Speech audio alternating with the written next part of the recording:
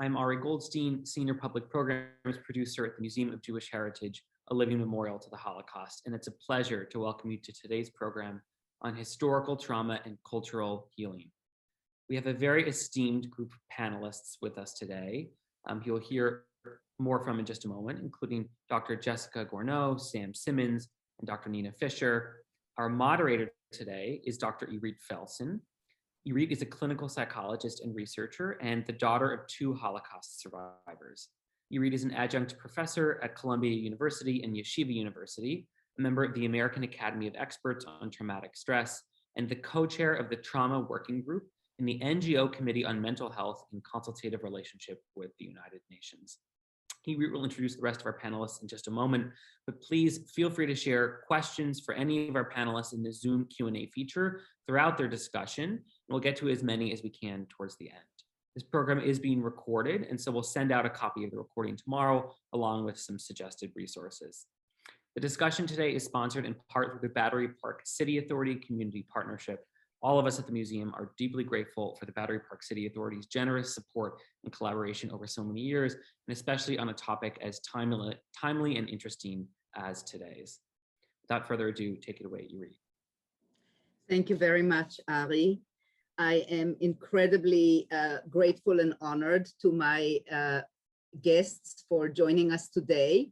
We have Dr. Nina Fisher, who is a scholar of Jewish studies at the Goethe University in Frankfurt and a granddaughter of non-Jewish Germans.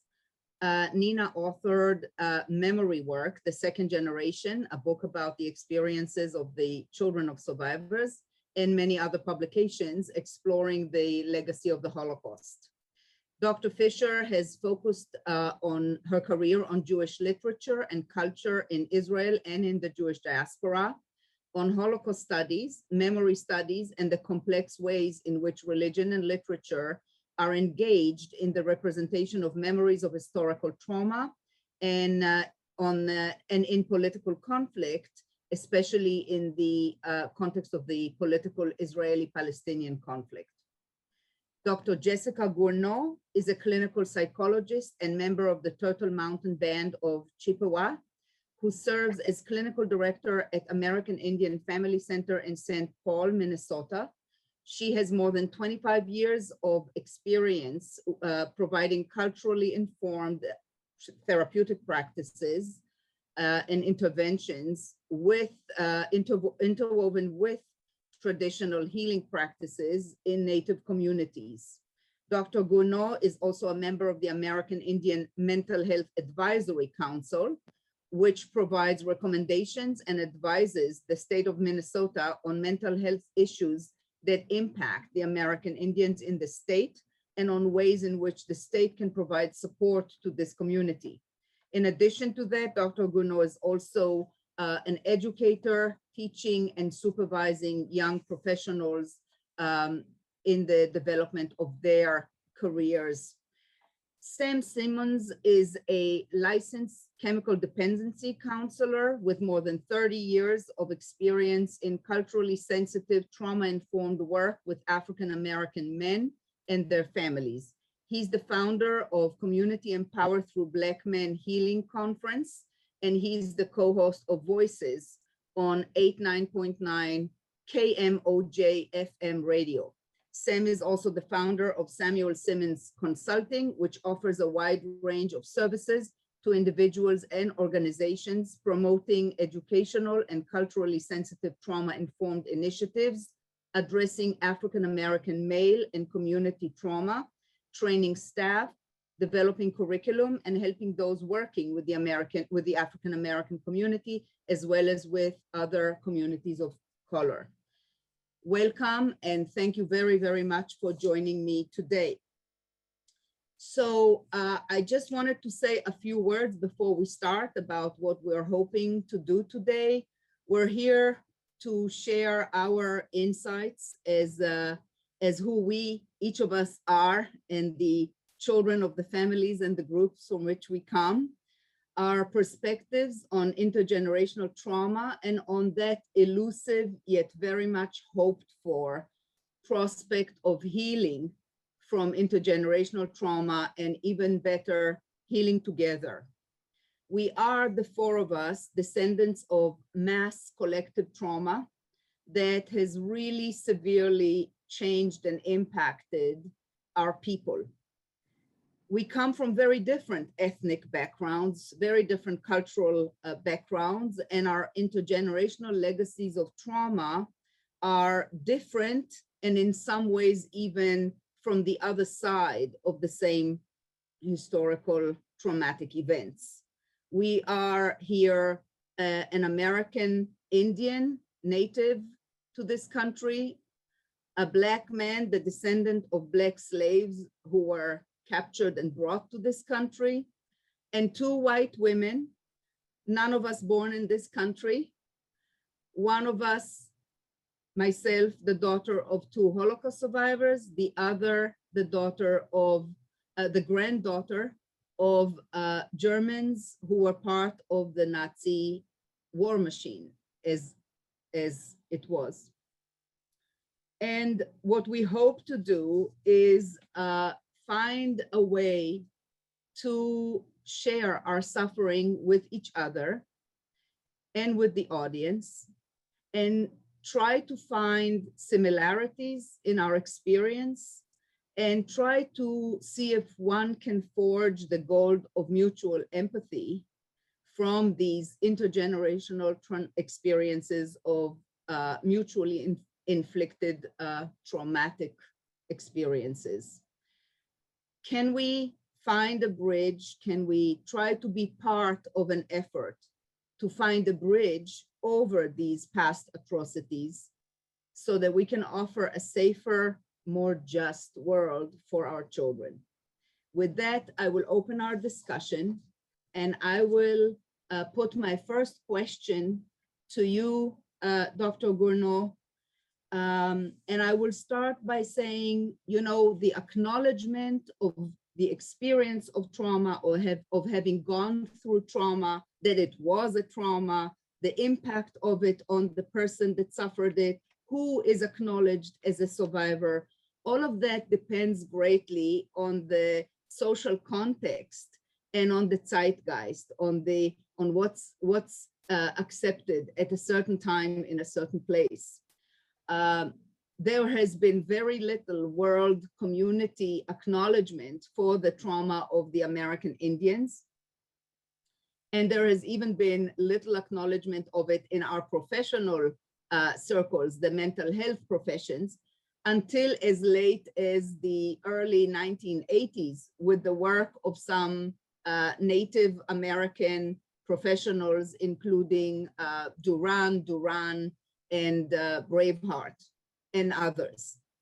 Yet these researchers say that the American natives have been aware of what is their soul wound for many generations. What is your experience? When did you become aware that you are carrying historical trauma in some ways, and how did you become aware of it? Thank you for that question. I actually had a lot of small little tiny revelations without really understanding the terminology of trauma. So when I speak of these things, it's without that language. It's more of what I carried and felt in my body. I actually had two really significant revelations, actually, that we were somehow different than other people. And the largest one was when I was a young girl. For those of you that have never been on a reservation or understand our relationship with the federal government, one of the things that was provided to us as a result of our sale of the United States of the land was medical coverage or medical services for Native Americans for the length of their life. That is provided through what is called Indian Health Service. So if you're on a reservation, they have these services available to them. However, what people don't recognize is that these services are woefully underfunded and understaffed, especially in certain areas where they may not even have a medical doctor. So what typically would happen for me while I was growing up was that many doctors were not from our reservation. They were from Canada, or they from various areas within the United States, as a way for them to pay off their student loan debt. So we often had these doctors who had no exposure to Native people, their history, in particular, our relationship with the federal government and our traditions, our values, our ceremony, and our language. So what would happen is that the local hospital was the only place to socialize. And we're communal community. We get together, we visit. So many of the elders and community members would go to the hospital to visit. And so what I would notice when I would be sitting there was that the treatment that was received by our people, especially our elders, was extremely contradictory to what I expected a doctor to act like.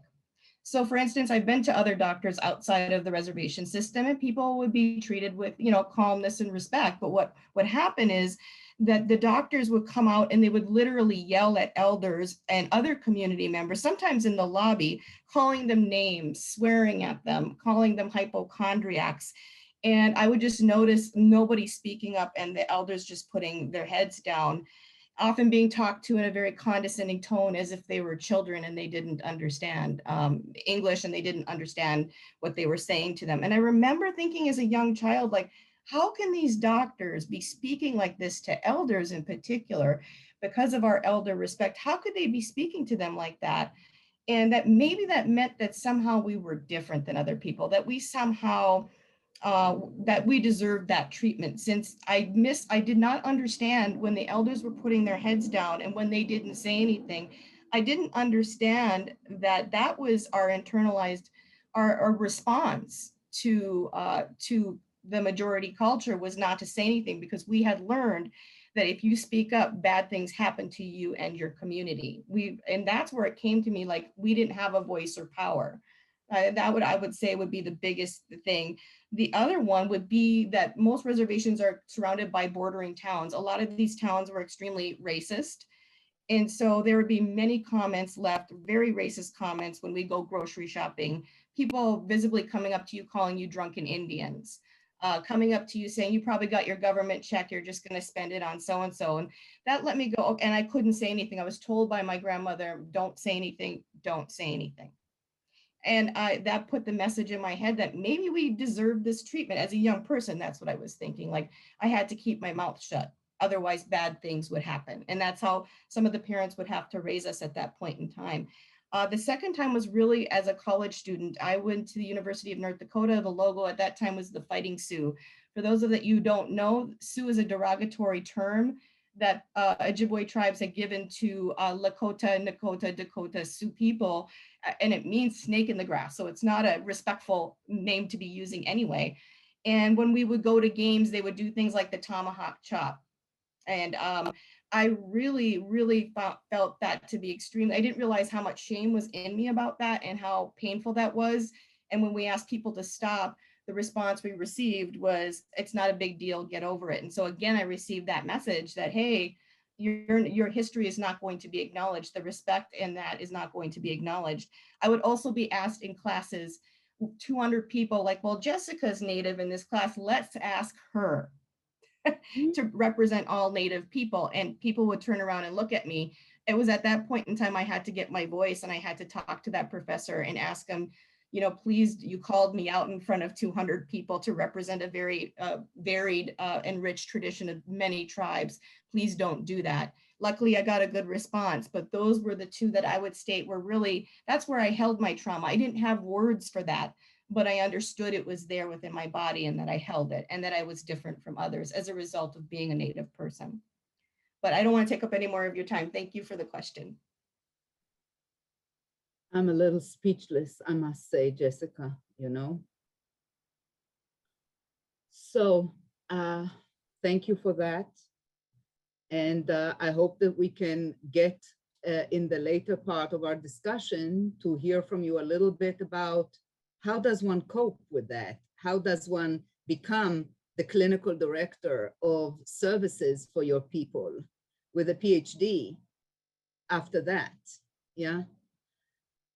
Sam, my friend, my question is to you. I wanted to actually ask you, we talked before and I said that William Cross, a psychologist who focused his work on Black identity, claims that the problems that we see in the Black community these days are not really related to the legacy of slavery and to the internalized psychological impact of that, as much as it is to the continued racism and inequities that were that continued since then. And I know that you actually created a conference recently that was titled The New Normal and focused on speaking about what has been normal for the Black community and what should be and ought to be and what you would like to see as the new normal for the Black communities. Can you please talk about that? Yeah, you know, well, thank you for allowing me to be here. Is I guess if we go back a little bit, my work has really been about how do we address the trauma in our community as a way of empowering the community, right? And I understand what the professor was saying is, 240 some years of slavery. We knew what slavery was. It was real clear. No if, and buts about it. Slavery was slavery, right?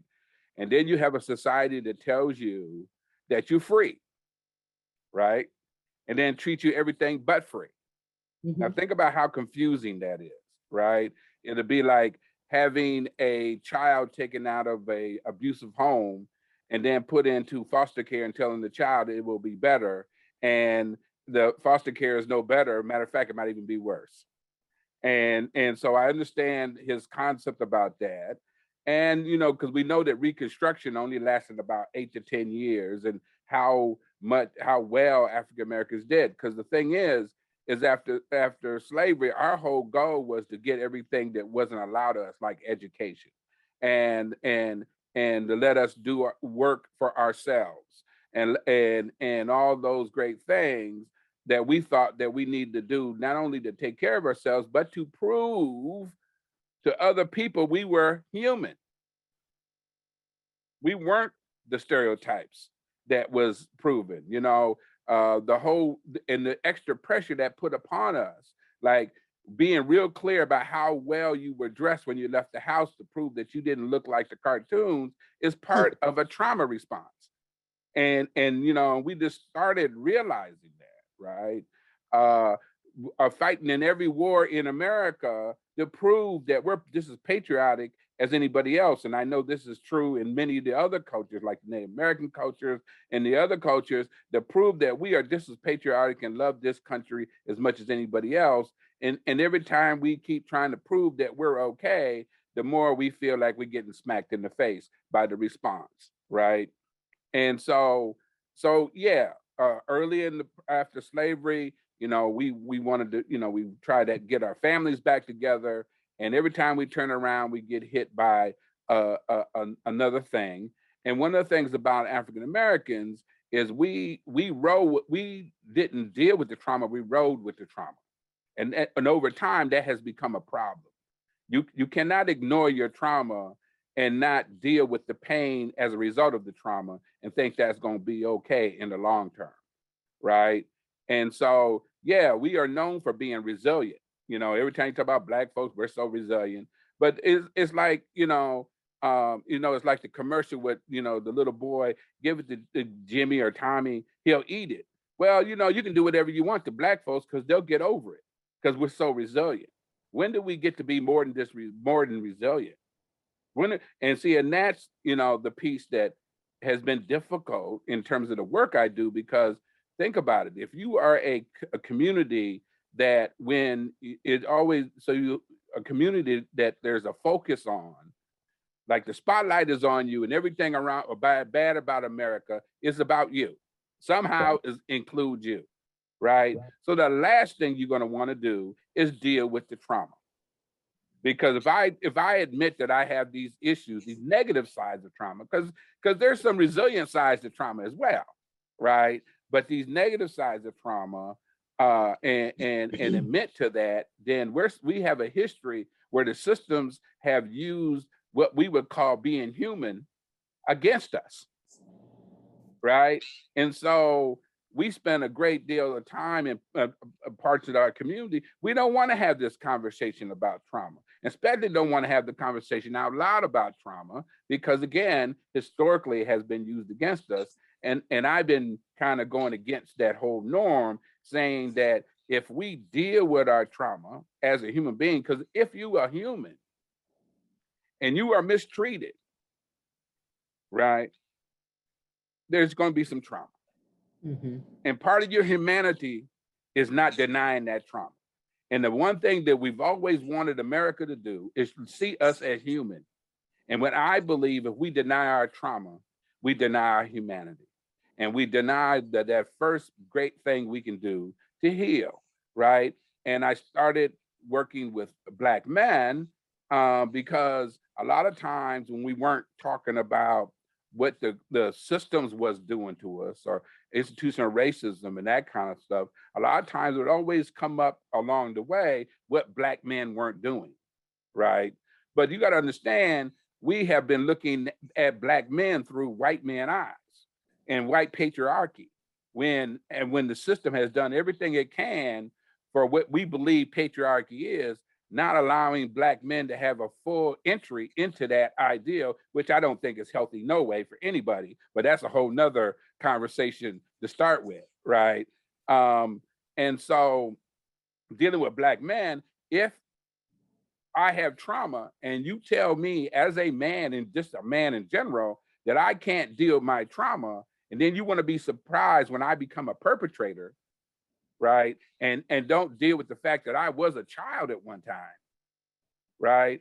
And I possibly was traumatized as a child and have no way to deal with that trauma. And then you tell me because I'm a male, I have, my trauma don't count. Don't be surprised if I'm a perpetrator, right? Because I would see it in my groups. Because when men would be sent to me from corrections to deal with something they've done, you would hear this little voice. What about me? That little boy, what about me? Right? And I started listening to what about me and focus, giving them time to talk about what about me. And what I found is the more I allowed them to connect the dots to their trauma, to their behavior, how it was affecting their relationships, how it was affecting their relationship with the community, they were more open to have compassion for the victims, their victims, because they were able to have compassion for themselves, right? And so that's what started the conference. Community Empowerment Through Black Man Healing was about, let's start there. And the ironic part, it was never just about Black men. It was about the Black community addressing how this trauma has affected how in areas of raising our children, being hard on our boys, right? Being hard on our boys, telling our boys, I got to be hard on you because the world is going to even be harder. And what we learned over time by the understanding of trauma, which for me was at 35, I tell folks I was an adult at 5 because of the trauma I experienced in my house. And I stopped being an adult at 35 when I understood that I didn't have to be all that, right?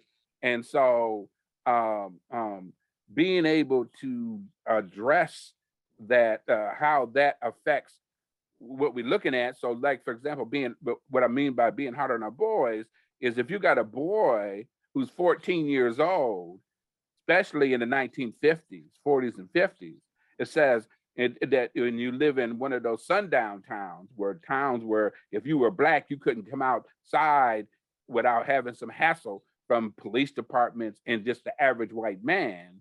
And you got this 14-year-old boy full of himself. I ain't scared of white people. I'm going outside.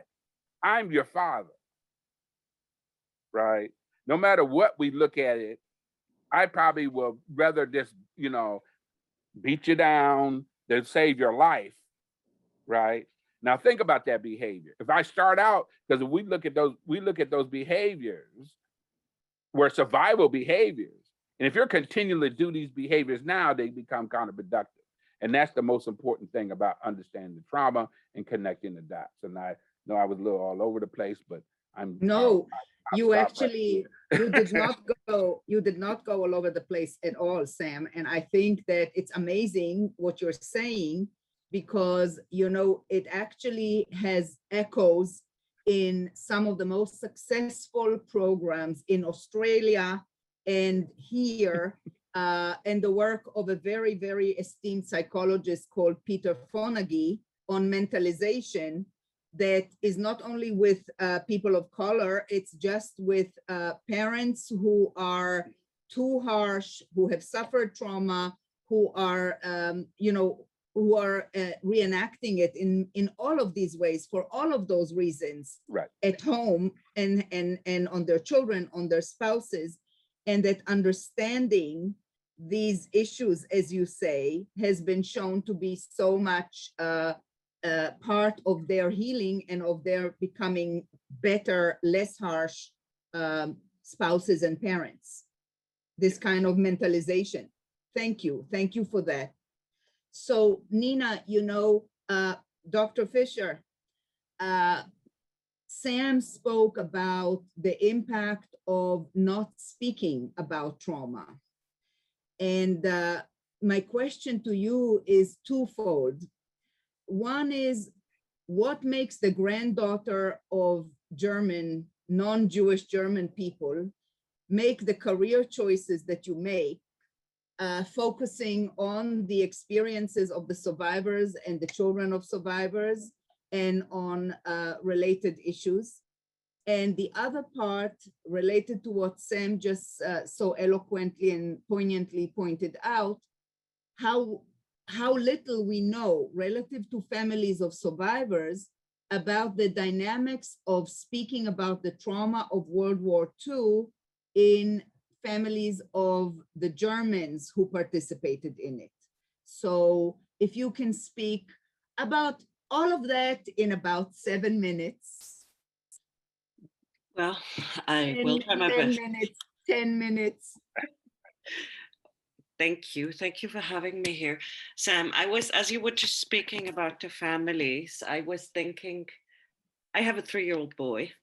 I was just thinking how often, almost every day, I find myself thinking so hard about how I bring up this child, that he's not being turned into what the history of my people was.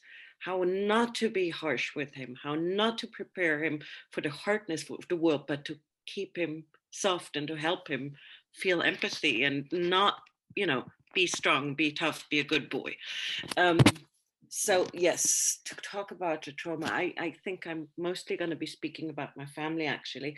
How do you live in the shadow of being the perpetrators of the Holocaust, of, you know, 2 world wars and so forth? I grew up right where I'm sitting right now. Used to be my grandparents' apartment. I moved with my son. We moved a few months ago, living next to my family, my parents now. And I spent a lot of my childhood in this apartment. Now I live here and I watch especially my father very much on his path into dementia. My father was born in 1941. His father was a German soldier, as was my other grandfather. And my father's father was killed in Berlin, and very much in the last days of the war. We don't know how he was killed. But what I see today, and again today during lunch in preparation for this meeting, I asked my parents a bit more about their family lives when they were younger. And my dad got upset and said, "What do you mean? What should we have talked about him? He wasn't there. He was dead. All I know is that he didn't like carrots." So what I see in my father is how much he is shaped by this history, but on the same way, how much I am shaped by this history. And I'm shaped in a very different way, because I think I was 11 or so when I started reading children's books about the Holocaust, and suddenly at some point connecting the dots that these people were my grandparents. Maybe not my grandparents themselves, maybe yes, maybe no, but they were them. And I couldn't for the life of me work out how this is humanly possible, that I love these people so very much. And yet they had voted for Hitler. My grandfather were soldiers. I couldn't get my head around that. Very little was spoken in my family, as in every family. That is a very common German story. I know sort of short snippets, war lore and histories, but nothing real, no stories. The one story my grandmother used to tell, one of the stories was that she heard about a woman saying that Hitler was a criminal and then saw her being hanged for that. But to get back to me, maybe I started reading and reading and reading, because in Germany in my childhood, there were no Jews. So I didn't know anyone. I started reading at some point. I started university, and by sheer accident, my university in Constance had an exchange program with the University of Tel Aviv. And I had already started focusing more and more on Jewish history, Jewish culture, also learning more about the Middle East, and then got offered a scholarship to go to Tel Aviv. And I picked that one up, and it was a life-changing experience shaped by this history of my family. And it's been shaping my life ever since. Since then, I've spent altogether something like 6.5 years of my life in Israel. I started working on the literature of children of Holocaust survivors, the impact of memory across the generations. I continued this work, turned it into a book. In between, I worked in a former concentration camp, Buchenwald, because I wanted to challenge myself and see whether I could just read books or actually go to the places where former survivors would come and tell me that this is the place where they had been taken off the train, the place I could see from my office. So it very much shaped me to try to understand something. And here I am now working on, researching, teaching these topics, and not just the Holocaust past, but also increasingly looking at Israel and Palestine and understanding also the role. What role do we as Germans have a role in Israel and Palestine? Should we be speaking up? Are we enabling something?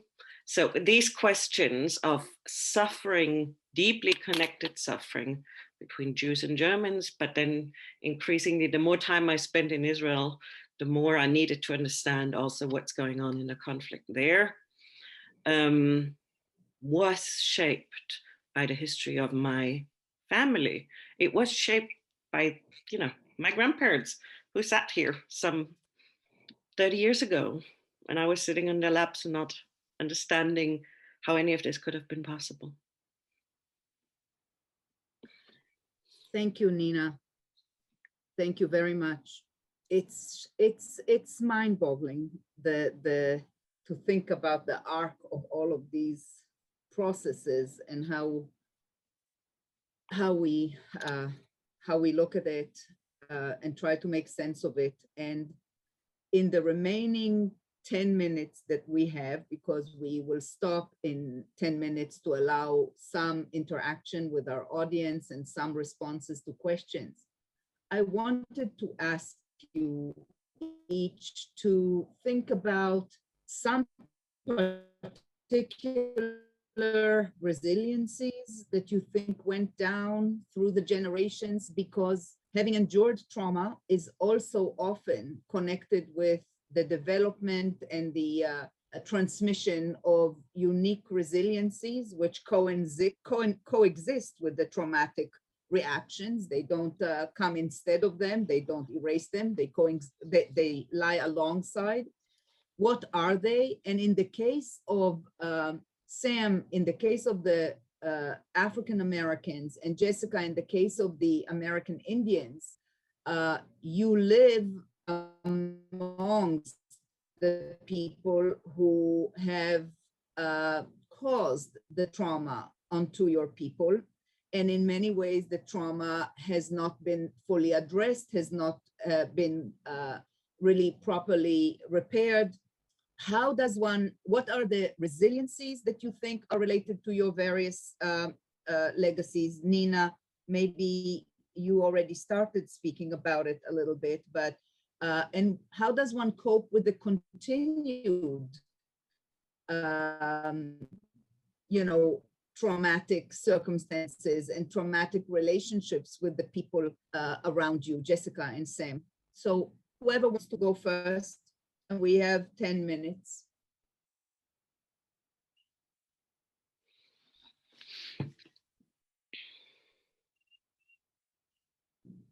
Jessica?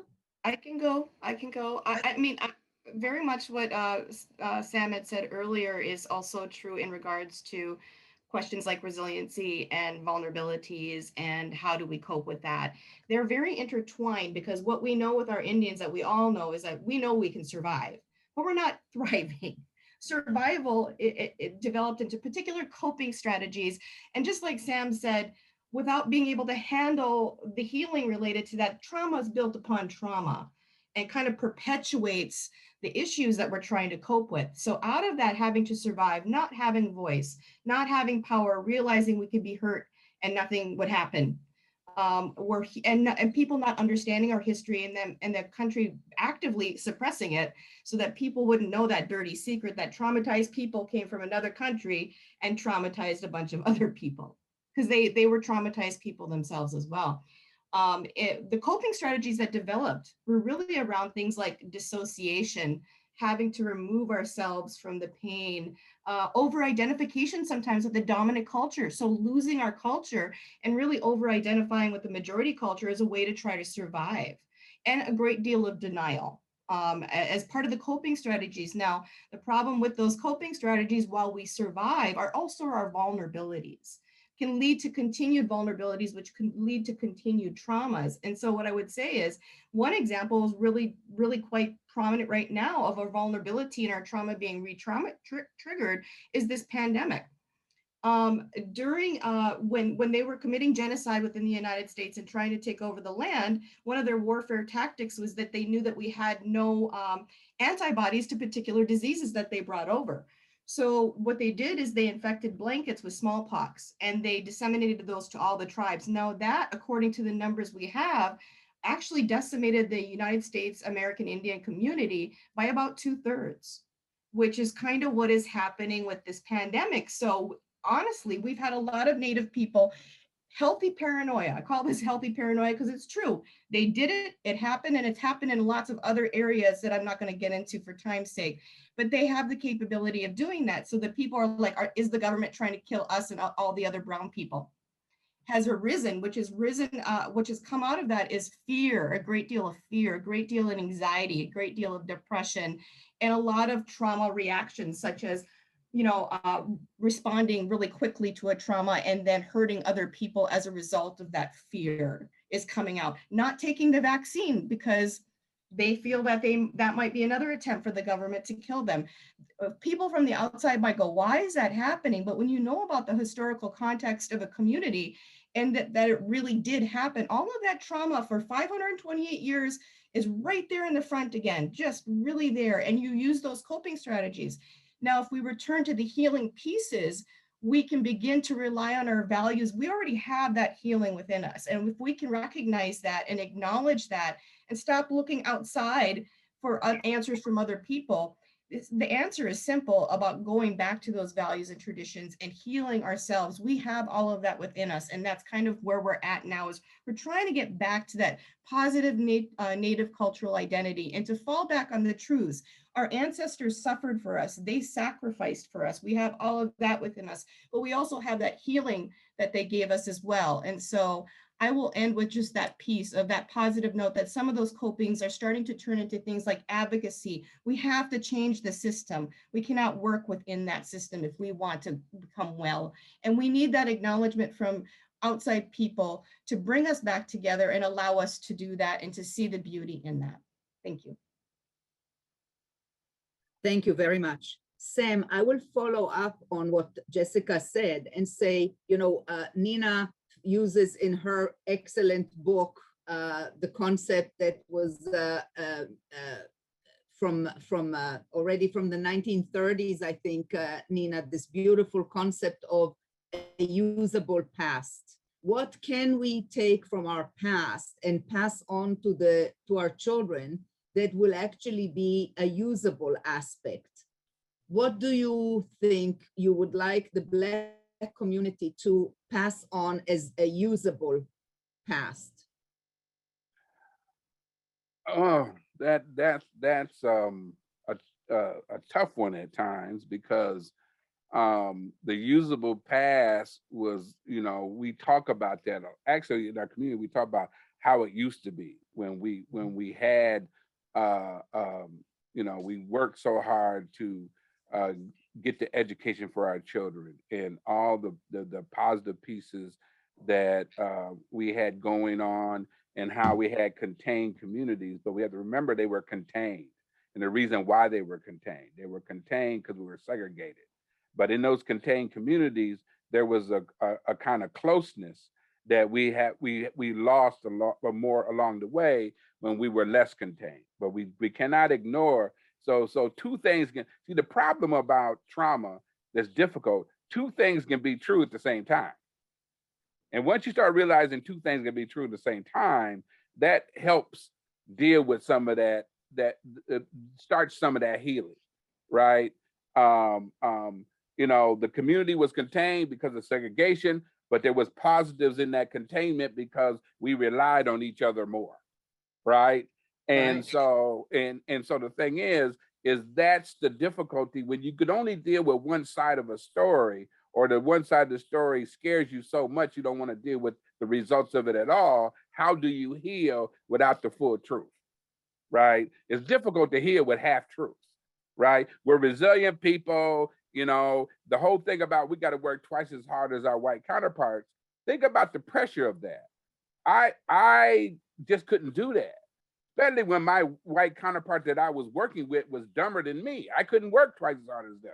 I just had to be consistent, right? I mean, those pressures that keep us going, sometimes we can't live up to, or we have to rely on people that look like us, even if they're the ones who's hurting us, right? We got to find ways to deal with those pieces, right? That's been very difficult. And I think the best way to describe it is, so I do a lot of work around talking about the historical trauma of African Americans, specifically with American slavery. I got to be specific about that, because there's some very different psychological pieces to that, right? Because everybody want to add it all together, and then they want to throw the Bible at you and talk about, slavery was in the Bible and all that. Especially mostly my white counterparts want to throw that at me when they want to shut me down, because the thing is, if it's in the Bible, then you can't argue. Well, if you don't only want to use the Bible selectively, then you got a problem dealing with me, right? But the thing is when we tell that story, because my whole reason to using historical trauma is to connect the dots to why we see what we see now, right? It just didn't come out of nowhere, right? And it also goes against, why don't y'all get over it, right? Right. And so I remember, and this will be, I think I need to end on. A young lady was in my training. She emailed me, and she says, Mr. Simmons was the best training I've been to, but she says, I'm having a hard time. And I said, in there, she said, I'm having a hard time with the fact that your people suffered all that trauma, but you're still catching hell. How do you heal while you're still being traumatized? And my response to her was, we have no choice. We have to do both. And you can't do both when you deny when you deny your trauma. So I end on that one. Right. Thank you. And, I wish we had a little more time to go a little bit more into how does one cope with ongoing onslaught of the traumas that continue, and how does one heal, and what are exactly some of the resiliencies and coping strategies that we would like to pass on. But with this, I will ask Ari to come back on and share with us some of the questions of the audience. But before that, I would like to just go back briefly again to Nina. I know you started saying something about what you want to pass on to your child and how important the history of your family and people was in shaping a certain enormous focus on certain things. Would you like to just like add anything to it, Nina, before we go to the... Sure, I'd be happy to. I was just reminded one time I taught a university class on Holocaust literature. And in the first class of the semester, thousands of students turn up because they're trying to shop the right classes. So it was a class on Holocaust literature, generations of Holocaust literature. And the classroom was so full that I ended up standing in a corner because it was the only place where I didn't have students behind me. Most of them stayed. It was really quite a challenge to teach that class. But what I found in these young people, most of them born, in the 1990s, in the 2000s already at this point, felt guilt. And it felt to me like I'm looking at children feeling guilty, young people, children, maybe not the right term, young people feeling guilty for something that had happened 2-3 generations ago. And I tried to convince them that guilt might not be the right feeling. Guilt is, Lot's wife looking back and turning into a pillar of salt. But trying to talk to them about a sense of responsibility. What does it mean if you come from a people of perpetrators? It's not enough to look back and beat your chest and say, we did this. But what can you do today? How can you, fight against the onslaught of populism? How can we use this history to make something better? And for most, to my great shock, to most of these students, that seemed completely unexpected. Most of them felt that they were doing enough by reading those books and going to the class and, were done with their guilt, or maybe not done, but they were stuck in the guilt, and they had it was greatly challenging to talk about responsibility and what responsibility can mean. I saw in the chat that somebody talks about, I can go back to my grandmother's apartment, but most Jewish people cannot. In my book, that's exactly what I talk about. People long for the past, but I can't change that. People long for the past, people trying to make a connection. But how can we make a positive connection if you come from the other side? I think that is one of the bigger challenges I face both with students, but also with my own child. How do I teach empathy and, less othering, less fake news, and so forth? Thank you. Thank you very much, Nina. And I think with that incredibly important point, which I, by the way, think is an incredibly important thing for each of us, regardless of our legacies, the difference between passive sort of guilt and feeling terrible about, even about something we ourselves did, is as opposed to, okay, what can I take it? How can I take it now to something active that does something good outside of myself, that repairs something and does something positive for somebody else? Thank you so much for this. And Ari, if you would like to share with us some of the questions, obviously we will not be able to take too many, but we'll do the best we can. And I also wanted to say that tomorrow, when this recording is available, Ari said that we can also send some materials for people who are interested in getting some materials from us. Thank you. Ari, please. Absolutely. Let's start with a question from Lori. Lori is describing her mother who was in Europe during the war, but doesn't quite identify as a survivor. And I'm going to generalize her question to ask about other people who have experienced trauma but maybe don't have the language for it or don't identify with the idea of trauma. And so Lori asks, can you help? What questions should I ask her, or what should I look for to unpack this experience of trauma? I think Jessica already in a very poignant way gave an example of that, right? When Jessica, would you like to take that? Are you talking about the example about how to heal? Well, I was thinking that you started speaking by saying you didn't have a language for your trauma, but you know how it was embodied, how you lived it. And we don't have to have the language of it when we come to somebody and say, so what's your trauma? We can just ask about what happened to you, right? Can you tell me what happened to you? Yeah, we ask people to go back to their body, because your body remembers these things, and we ask people to focus more when they don't have the language, to focus more on what their body is feeling. So I think that sometimes can be a really helpful conversation. Now, older school people might really struggle with that because that was not necessarily encouraged to have those feelings, and it might not be safe to do that. But I think just being with them and talking with them, and maybe doing another activity on the side that helps them to relax. I find that stories generally come out like that when people are relaxed. And I'm just going to use knitting, or we do a lot of beadwork, and all of a sudden those stories come out, and you just let the story happen without a lot of questions. You just let it happen. And that's the thing. Don't get caught up in asking way too many questions. Right. Another I audience agree. question for any of you is, could you address how gender relates to trauma and healing? Say again? Could you address how gender relates to trauma and healing?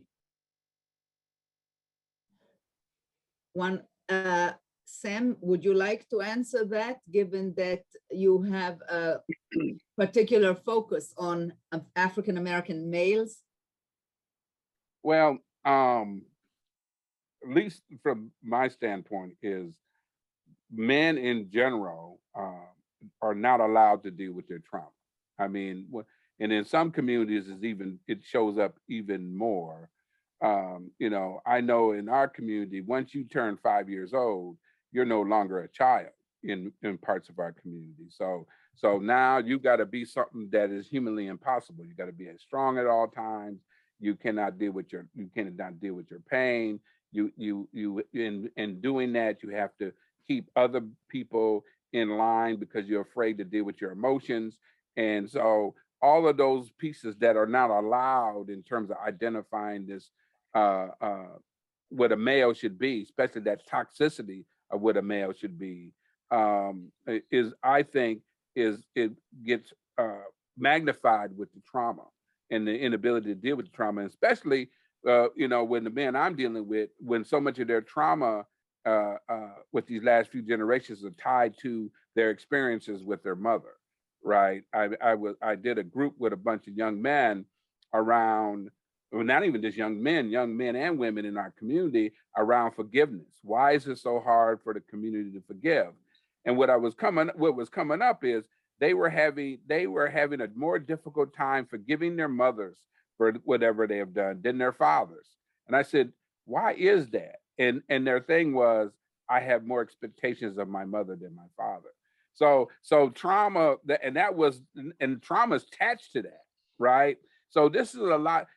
That's why I love the deal. That's why, believe it or not, I like working with trauma, because if you dig into the trauma, it makes a lot of things make sense, right? The more you run away from the trauma, the more it won't make sense. Okay. But ever since I've been digging the trauma, so much stuff makes sense. I'm so much freer, and it just, yeah. Absolutely. I just had a session just before our meeting with a 80-something-year-old Holocaust survivor, amazing woman. And she was in a terrible mood. And she said, it's so hard for me sometimes to be alone. Why can't I just be alone? Sometimes it's so hard for me. And when I said, well, you told me that as a very young child in Auschwitz, you were hiding in the barrack all day when your mother went out to do the forced labor, and you didn't even know if she would come back in the night, and you were alone there all day. Can you imagine at age 5?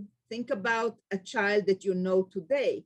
And she said, it's the first time that I thought about it this way, that this is why it's so hard for me still to be alone sometimes. And you know what she said? Once you understand it, it's a little easier to bear it. Just like you said, Sam, it just makes so much sense. Yeah. Ari, can you give us one last question? And then we have, I think, 1 minute to close, right? Yes, our last question comes from Candida. Is trauma passed down through DNA, or is it cultural, or both? Nina, would you like to take that? Or... Well, very quickly, I think there has been studies saying that trauma can move through DNA, but I think much more influential are forms of cultural trauma, and the trauma that, especially if it's then becomes part of the national narrative. If you look at Israel, where the Holocaust becomes a meaningful narrative also to discuss politics today. And that hangs together with the cultural trauma. So I think the cultural aspect is much stronger, and the familial aspects, the experiences, rather than the DNA, even though there are some studies that have found that. So thank you. Thank you for that, Nina. And I always use a very simple metaphor for people like me who are not biologists and not biochemists and not geneticists. I use this metaphor that I heard from someone as a helpful one for the epigenetic changes. So the studies that we have from this amazing new field show us that there are certain changes, not to the structure of the DNA, but rather to the manifestation, the expression of certain areas as opposed to other areas. And basically, it's like saying the structure is like a piano with the same keys. But imagine now a piano in which somebody taped down some of the keys with sellotape. Now, if you play on this piano, it plays a different kind of music. And the epigenetic changes are essentially changes to the myelination of certain segments in the DNA. So just like an electrical cord that gets peeled in some places, and now it is expressed differently, even though it's the same piano. So that's the poor man's metaphor for epigenetic changes. And I agree with Nina that even though we probably do see evidence for such changes, especially in people who suffered a significant period of traumatic events, we also know that there is a complex interaction with all of these social, personal, emotional circumstances that have an enormously important impact. Thank you very much, my friends, for accepting my invitation. Thank you, Ari, for everything to make this program possible. And thank you to our audience for joining us today. Ari, I'm passing the torch to you. I just want to echo your thanks to you, Irit, and Nina, Sam, and Jessica. This is a conversation that's been going on for a long time and will continue for a long time. And today was such a nice little meaningful contribution to it. It was, we all appreciate the chance to learn from you. Thank you to our audience for tuning in, and special thanks to the Battery Park City Authority for their generous support of today's conversation and so much of our work at the museum. As Irit mentioned, we will send out the recording of this discussion tomorrow, along with some suggested resources for exploration. So take a look at that in your inbox. And I would be remiss if I didn't mention that everything we do at the Museum of Jewish Heritage is made possible through donor support. So thank you so much to those of you who do support our work at the museum. And if you don't, we hope you'll consider it at the link in the Zoom chat. I wish everyone a safe and healthy afternoon. Take care. Bye-bye.